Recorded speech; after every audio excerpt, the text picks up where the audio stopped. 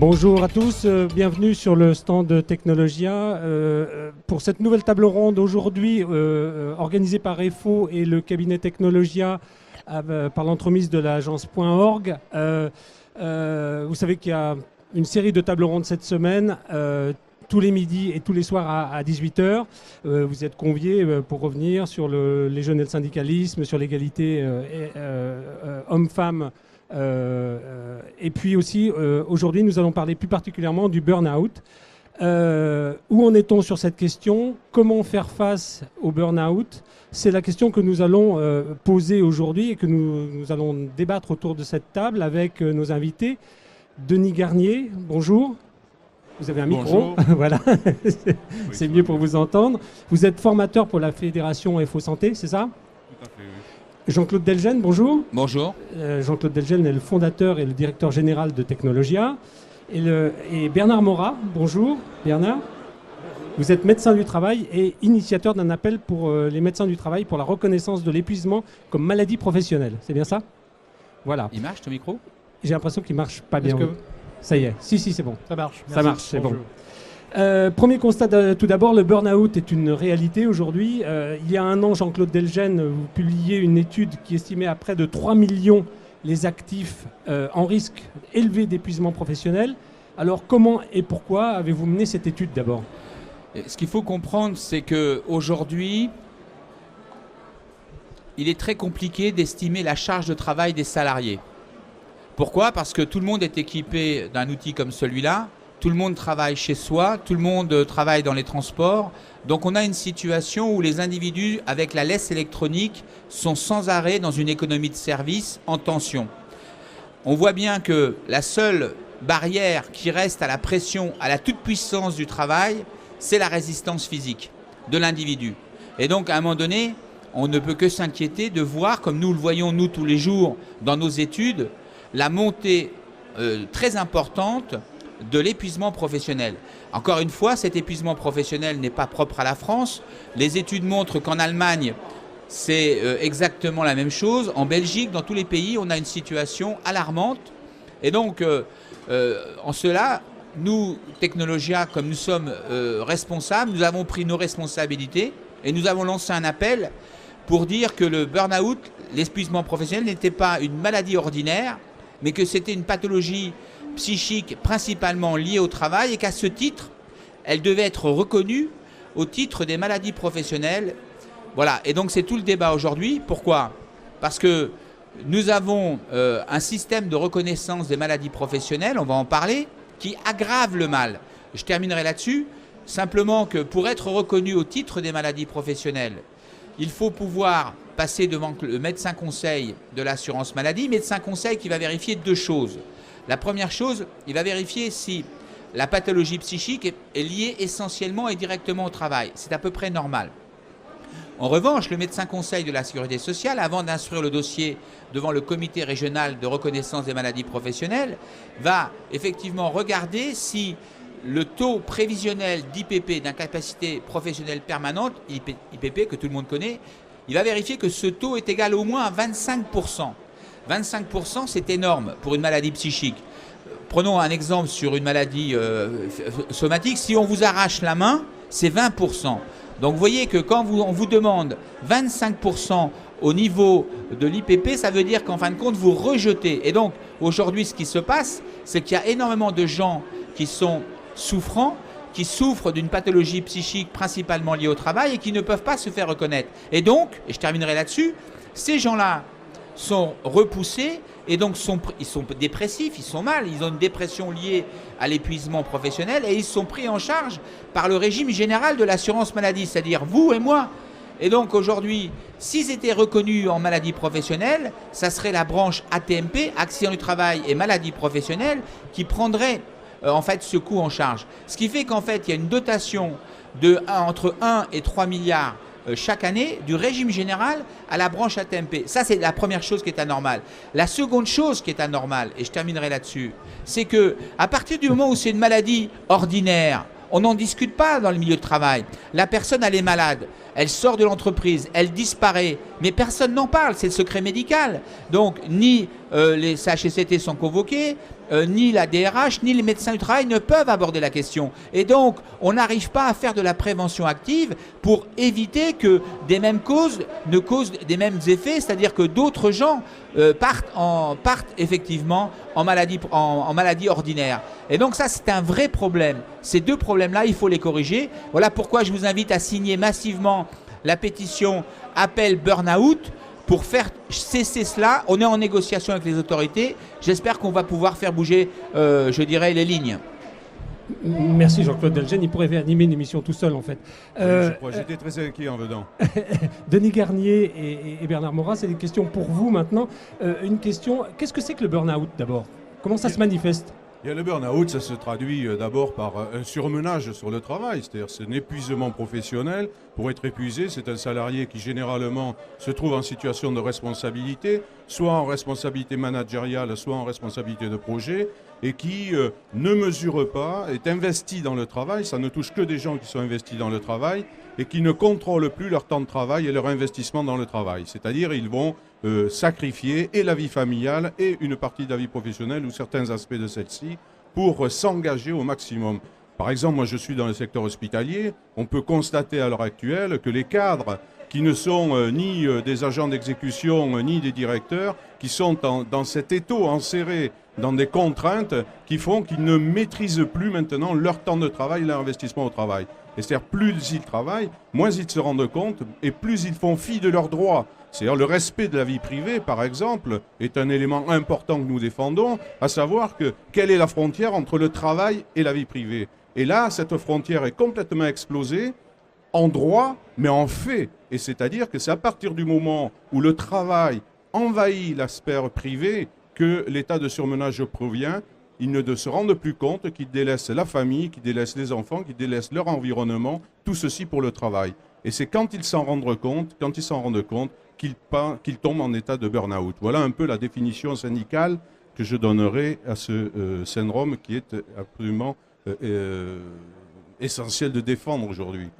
Bernard Morat, vous l'avez vu monter progressivement au cours des années, et puis ça explose maintenant. Oui, très nettement. Très nettement, avec les collègues, on en rencontre de plus en plus.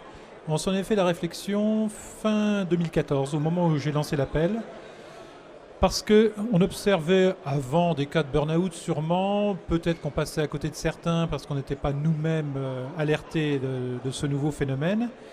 Mais je dirais qu'on a constaté une augmentation, j'ai dû en voir une dizaine en 2014. Nous sommes 32 médecins équivalents temps plein dans le service. Vous multipliez ça parce que nos clientèles sont grosso modo homogènes, ça ferait de l'ordre de 300 cas pour un département comme l'Indre-et-Loire, et uniquement pour les gens que nous voyons. Je ne compte pas les mutualités sociales agricoles, les gens qui travaillent dans des organismes tels que les hôpitaux, la mairie de Tours et autres qui ont des services à part. Donc c'est un phénomène qui est non seulement a émergé dans les années 70, en gros 69-70 dans les milieux de santé, mais qui tend avec les facteurs dont a parlé Jean-Claude Delgen à prendre une importance et des conséquences qui se révèlent maintenant. On relie aussi des diagnostics qui n'ont pas été portés autrefois à la lumière de ce que l'on sait maintenant et ce qui est passé pour un surmenage, une dépression et autres. On sait maintenant que c'était déjà des cas de burn-out, c'est-à-dire d'épuisement, d'incapacité à faire face à la demande au travail. Alors, Jean-Claude a évoqué l'étude Technologia sur le sujet qui a amené à lancer un appel de médecins du travail pour la reconnaissance de l'épuisement professionnel de l'épuisement comme maladie professionnelle. Comment on sensibilise le patronat? Dans cette affaire, je précise que la pétition que nous avons lancée, que je vous demande massivement d'aller signer et de faire relayer autour de vous, a déjà près de 10 000 signatures. Ensuite, il y a eu l'appel qu'a lancé Bernard avec ses collègues médecins qui a déjà 600 signatures. Entre-temps, on a travaillé avec les sénateurs. Les sénateurs ont, avant l'été, déposé une résolution pour faire en sorte d'attirer l'attention du gouvernement sur cette problématique. Malheureusement, il y a eu un changement de majorité au Sénat, on n'a pas pu faire un dépôt de loi. Bon, ceci dit, à l'Assemblée nationale, 30 députés ont lancé en fait une réflexion pour faire en sorte qu'il y ait des évolutions dans la prise en charge et que l'on caractérise mieux les phénomènes et qu'il y ait une reconnaissance en maladie professionnelle. On reprend la langue aujourd'hui avec les sénateurs. Alors le problème, il est lequel ? Pour le patronat, c'est simple, ils n'en veulent pas. Ils font tout pour que, bien entendu, ça ne change pas. Parce que effectivement aujourd'hui, dans un contexte tel qu'il est, ils ne veulent pas avoir à subir une ponction. Et je considère, moi, que si on ne les touche pas au portefeuille, rien ne changera. C'est-à-dire que demain, ça continuera et on a beau faire du baratin. Moi, ça fait depuis 25 ans que je fais ce travail de prévention des risques. Et au cours des 7 dernières années, j'ai vu combien les choses s'aggravaient. Alors, on a progressé, on a une meilleure connaissance, on a fait de la connaissance conceptuelle et théorique, mais la prévention au plus près du terrain, au sein des organismes, au sein des relations, elle ne progresse guère. Donc il faut qu'on puisse traiter cela. Pour traiter, il faut faire comme d'autres pays. Le Danemark, par exemple, a un tableau pour le burn-out. La Belgique vient de réglementer. La Suède a un système qui permet de considérer tous ceux qui s'estiment aujourd'hui victimes de burn-out. Donc nous, on considère qu'on est en retard. Et donc il faut faire en sorte que les choses avancent et qu'on puisse réellement apporter. Pourquoi? Parce que quand vous avez quelqu'un qui est victime d'un burn-out, bien sûr, lui est touché. Et je précise qu'un burn-out peut terminer par un suicide, c'est un facteur prédictif de suicide. Je précise que les familles sont ravagées. Il y a des gens qui partent, on en parle comme ça en 5 minutes, mais il y a des gens qui partent pour des années et des années qui ne peuvent plus revenir au travail. Ça coûte une blinde au régime général de l'assurance maladie. Donc aujourd'hui, si on met un peu le travail à distance, on se récupère assez vite. Et donc, il faut faire de la prévention active. Mais pour faire de la prévention active, c'est ce que j'expliquais, il faut que ça soit discuté au sein des collectifs de travail. Et s'il n'y a pas le caractère de maladie professionnelle, ça n'est pas discuté en entreprise ni dans les services publics. Bernard Morat, quelle réaction vous avez de la part des pouvoirs publics et notamment du ministère du Travail, par exemple? En tant que médecin du travail, on est très vite limité. Ça ne peut être que par le biais de pétitions ou de se rattacher à un mouvement syndical ou autre. Mais en tant que tel, les seules pressions qu'on peut faire ou les seules préconisations qu'on peut faire aux employeurs doivent passer par la démonstration que ça coûtera plus cher de ne pas faire de prévention que d'en faire. D'accord. Voilà. Moi, ma cible elle est toujours là. Il y a 3 choses qui vont bouger les employeurs. La loi, ça fait bouger les gros employeurs parce qu'il y a des jeux avec les délégués du personnel, avec les CHSCT et autres. Il y a un équilibre qui se crée, ils respectent. La deuxième chose qui fait bouger, c'est la responsabilité pénale. Ça ne fait pas bouger les gros, ils ont des services juridiques pour leur éviter ça. Par contre, ça fait bouger les petits qui, eux, ont la trouille. Il faut savoir que 96% des entreprises en France ont moins de 10 salariés. C'est pas moi qui l'invente, ce sont les chiffres que vous trouvez sur l'INSEE. Donc, les petits, eux, ils ont peur de ça. Le petit commerçant et autres, il a la trouille. Le truc qui les fait tous bouger, c'est le portefeuille, je suis désolé. Donc, mon boulot de médecin du travail, pour la plupart, en tout cas pour beaucoup, c'est de leur démontrer que là, ils s'exposent à des frais supplémentaires à ne pas faire ce que nous pensons correct de faire pour la santé des salariés. En plus, excusez-moi, je voudrais juste terminer là-dessus, les employeurs, pour moi, ont tort de ne pas s'intéresser à ça. Je le comprends sur le plan humain, ça fait peur. Burn-out, il y a une notion de suicide, truc psychique, ça fout la trouille à tout le monde quand on n'est pas au courant de ce que c'est réellement. À partir du moment où ils réalisent que ça touche essentiellement des gens proches de la direction, des managers, c'est-à-dire des gens qui font bosser, qui déclinent le travail, ils devraient en prendre compte, en tenir compte. Un burn-out, c'est pas une petite maladie avec 15 jours d'arrêt, un antidépresseur, faut être coché, tu reviens au boulot. C'est pas ça. C'est au minimum 3 mois d'arrêt de travail. Ça va quelquefois jusqu'à 6 mois. C'est une personne qui fréquemment se retrouve en inaptitude et qu'on a toutes les peines du monde à faire retravailler, même en dehors de l'entreprise. Le fait que ce soit reconnu en maladie professionnelle, ça implique que le CHSCT doit être mis dans la boucle. Que la recherche d'un poste, la recherche d'un aménagement, d'une réorganisation de la charge de travail, c'est positif pour tout le monde. Pour les salariés, pour le management, pour la direction, pour toute l'entreprise. Denis, quels sont les métiers les plus touchés? Mais on peut estimer que les métiers les plus touchés sont les métiers, comme je l'ai dit tout à l'heure, à responsabilité. C'est-à-dire essentiellement les cadres, ceux qui se retrouvent pris entre le marteau et l'enclume, si on peut dire. C'est-à-dire tous ceux qui doivent gérer des situations difficiles. Il y a des contraintes telles que ces gens-là, comme je le disais en introduction, ne voient plus, ne maîtrisent plus la différence et la frontière entre la vie personnelle et la vie professionnelle. Et plus ça va, plus ils vont vers la vie professionnelle sans se rendre compte, avec les outils tels que le fax, le mail. Enfin, le fax, c'est un peu dépassé maintenant, mais le mail, les téléphones portables, tout ce qui fait que le travail s'invite à la maison et que même à la maison, ils continuent à bosser. Et même quand ils ont quitté le boulot, qu'ils ont posé l'ordi, la nuit, ça continue à tourner. Donc voilà un peu les questions les plus... Alors, je reste avec vous. Comment est-ce que vous intervenez auprès des équipes syndicales pour, Bien, les équipes syndicales ont des outils. D'abord, le droit. Je rappelle que la vie privée est du Code civil, que le respect de la vie privée est une loi fondamentale de la République qui doit s'imposer à tous, et que, par exemple, à l'hôpital, nous sensibilisons les équipes syndicales sur le fait que les cadres, les directions d'hôpitaux n'ont pas le droit de rappeler des gens sur leurs jours de repos et sur leurs jours de congé, par exemple. Alors que les salariés se laissent entraîner dans cette spirale infernale où ils acceptent parce qu'il y a une culpabilité qui est mise sur leur tête, et essentiellement lorsqu'ils sont dans une situation précaire. Lorsqu'ils sont dans une situation précaire, une autre catégorie qui est victime du syndrome de burn-out, c'est-à-dire que lorsque vous avez des responsabilités, que vous n'avez plus de limites, ou lorsque vous êtes dans un état de servitude tel que vous ne pouvez plus dire non à celui qui vous donne des ordres. Et donc à ce niveau-là, il y a le droit. D'abord le rappel du droit et de donner à chacun un rappel du droit. La seconde chose qui caractérise le burn-out, c'est l'isolement professionnel. C'est-à-dire que ce sont des gens qui s'investissent tellement dans le travail qu'ils se retrouvent seuls dans le travail. Et donc redonner du collectif. Mais ça ne doit pas être que des mots. Et quand on a des équipes syndicales, notamment dans les CHSCT, c'est de veiller justement, à être attentif à ces salariés qui font des heures supplémentaires, qui se laissent aller à travailler tard le soir, qui ont des mails, qui sont responsables de service et qui ne regardent plus le travail tel qu'il devrait être regardé. Et ils pensent qu'ils sont seuls à travailler. Or, ils font partie d'un collectif de travail. Et ce collectif de travail, il est caractérisé par la nature même des tâches qu'ils ont à accomplir. Et ces tâches sont collectives. Nous, à l'hôpital, c'est le malade. Et bien, si on replace le malade au centre, qu'est-ce qu'on fait et quelle est notre situation par rapport à cet objet de travail? Eh bien, on se retrouve dans un collectif de travail. Et à partir du moment où le salarié se retrouve dans un collectif de travail, il est moins seul. Et si je peux conseiller, le troisième conseil que je donne à tous les salariés pour ne pas se sentir seul, c'est évidemment de se syndiquer. Oui, le message est clair. Jean-Claude, on vient de voir la situation, on vient de voir les enjeux. Quelle est l'approche qu'il faut avoir maintenant sur ce problème-là? Ce qu'il faut comprendre, c'est que le burn-out, l'épuisement professionnel, c'est la combinaison de deux grands facteurs.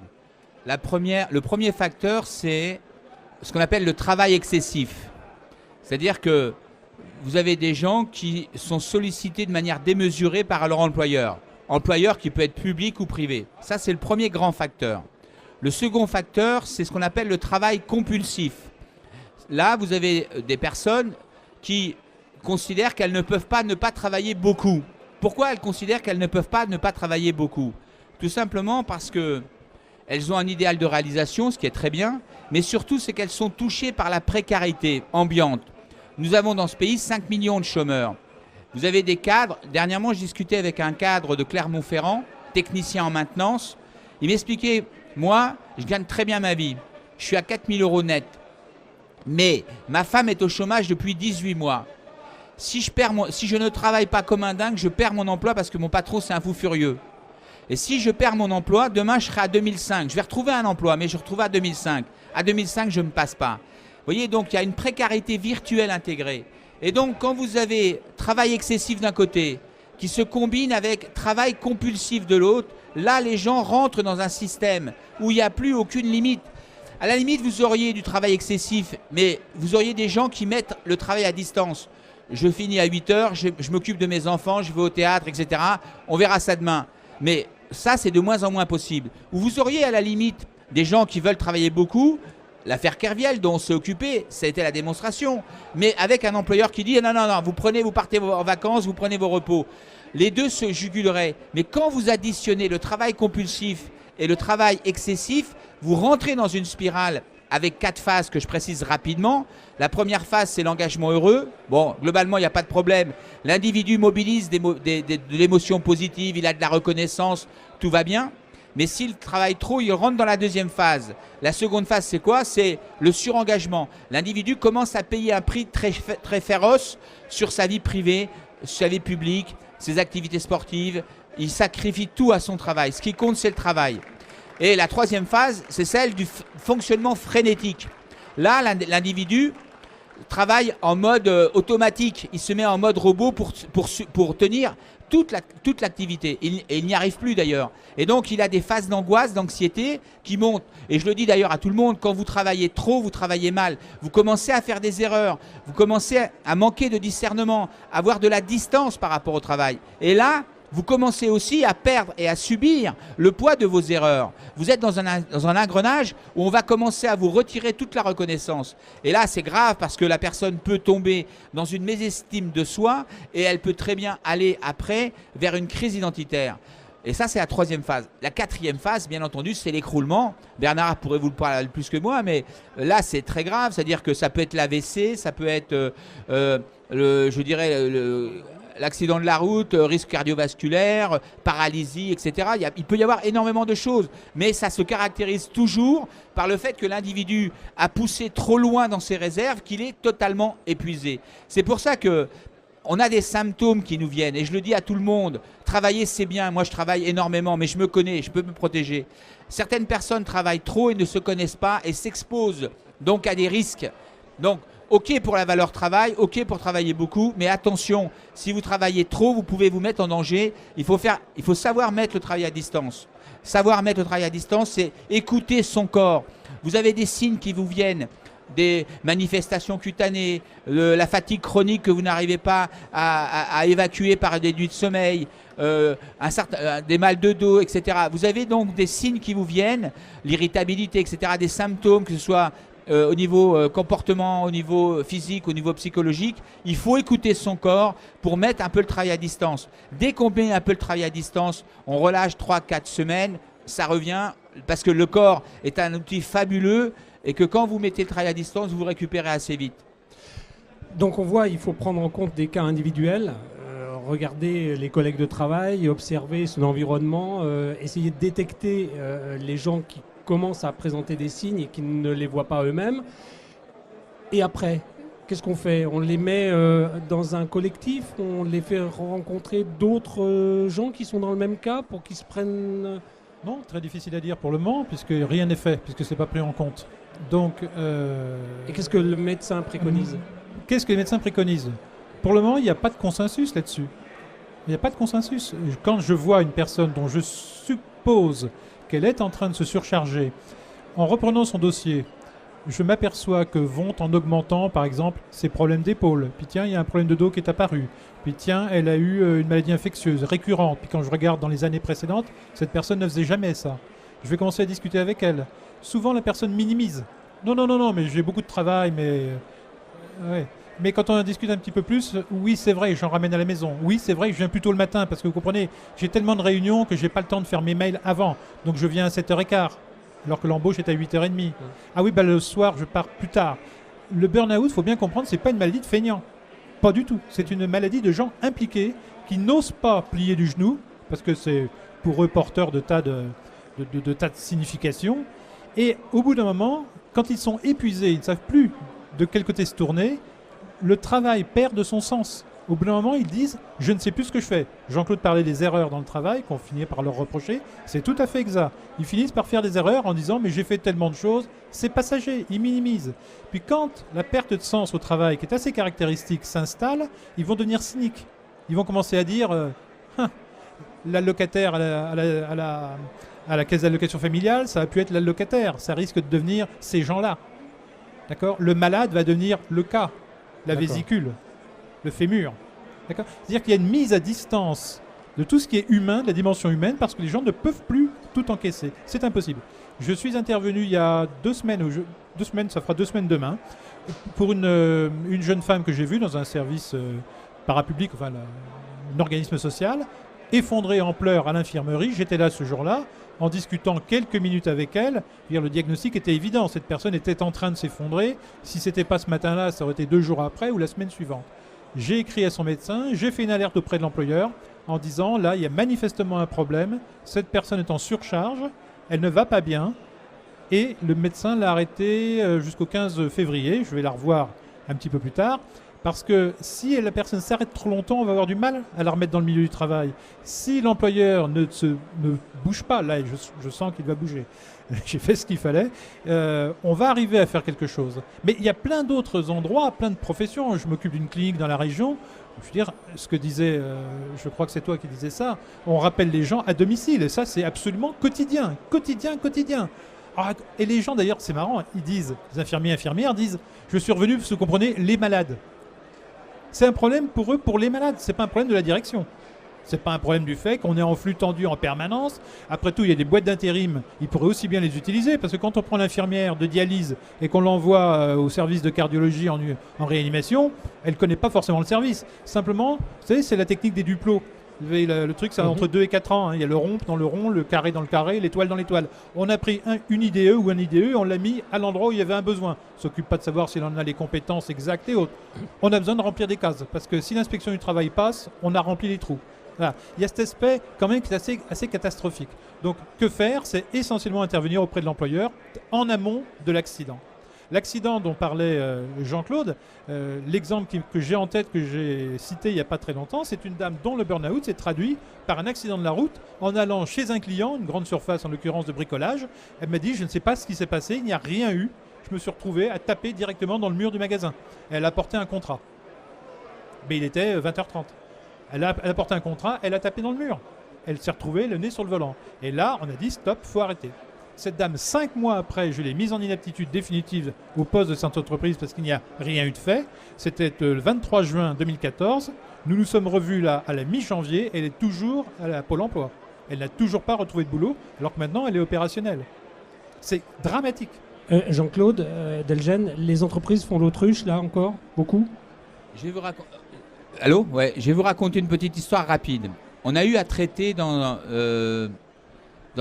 une grande société de télécom qui n'est pas France Télécom, un cas dramatique il n'y a pas très longtemps.